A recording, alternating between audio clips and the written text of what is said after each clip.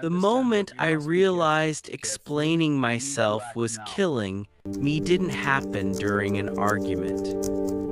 It happened during silence. I was standing in a glass-walled conference room, hands clasped, heart steady, while my manager stared at me like he was waiting for a confession I didn't owe him. "So," he said slowly, tapping a pen against the table, "do you want to explain why your approach is different?" Different. That word had followed me my entire life. Different tone, different pace, different priorities, different way of thinking. I opened my mouth. Then I stopped. Because I suddenly understood something terrifyingly clear. No explanation I gave would change what he had already decided. For years, I had believed that if I just explained better, more clearly, more patiently, more logically, people would understand me, respect me, trust me. But standing there, I saw the truth. Explanations weren't building bridges.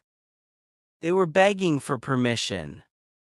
In that day, without announcing it, without drama, without a plan, I stopped explaining myself. I wasn't always this quiet. I used to explain everything. My ideas, my choices, my boundaries, my ambition. If someone doubted me, I explained. If someone misunderstood me, I explained. If someone questioned my pace, my silence, my method, I explained again. I explained until my words lost weight. At work, louder people filled rooms with confidence they couldn't back up. I filled notebooks with results no one noticed. When my ideas worked, they were team efforts. When they failed, they were communication issues. You should speak up more, they told me. You should defend your ideas, they said. You need to justify yourself. So I did. I overjustified. I pre-explained. I apologized for decisions that didn't need apologies.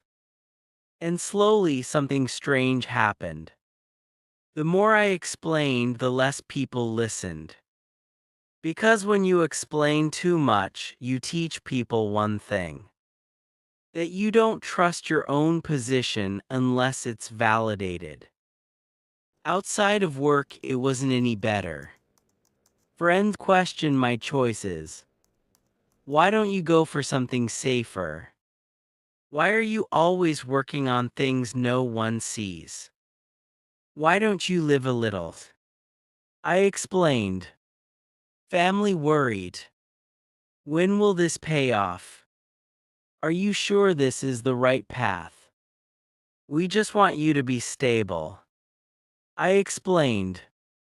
Social media didn't help either. Everyone else seemed to be winning loudly, announcing milestones, celebrating progress, broadcasting certainty.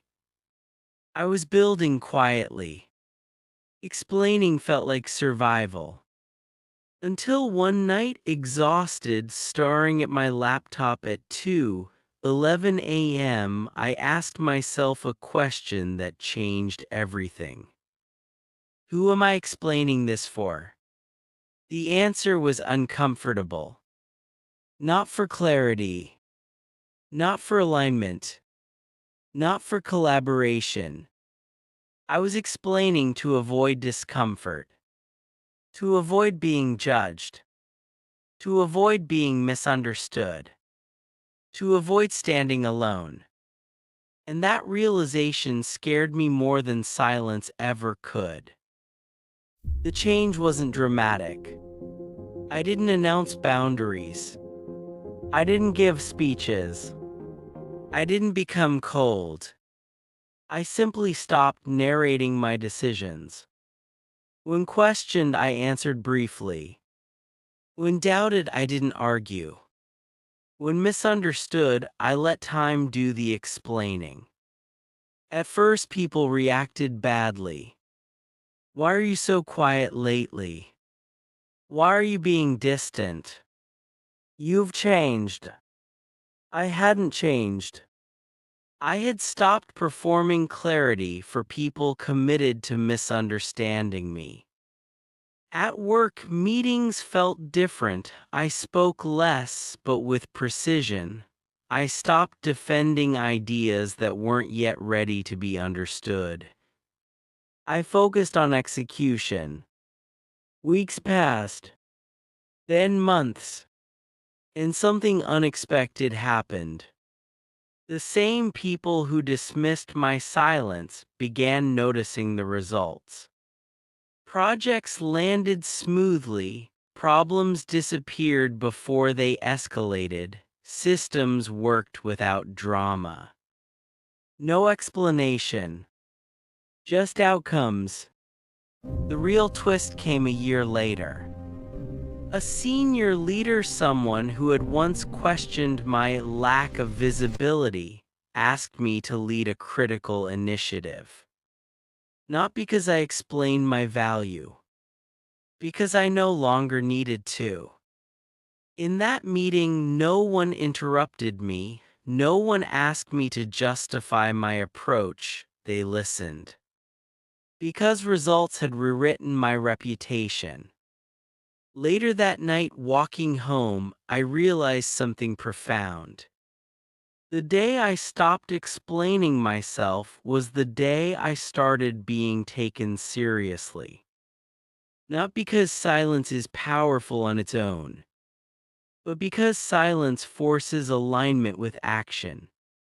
People who matter don't need endless explanations, and people who demand them rarely deserve them. Final moral lesson: stop explaining yourself to people who aren't listening. Let consistency replace persuasion. Let results speak where words are wasted. Explanations are useful when there's curiosity. Silence is powerful when there's judgment. The world doesn't reward the most articulate voice. It rewards the most grounded one. And sometimes the strongest statement you can make is doing the work quietly and letting time explain everything else.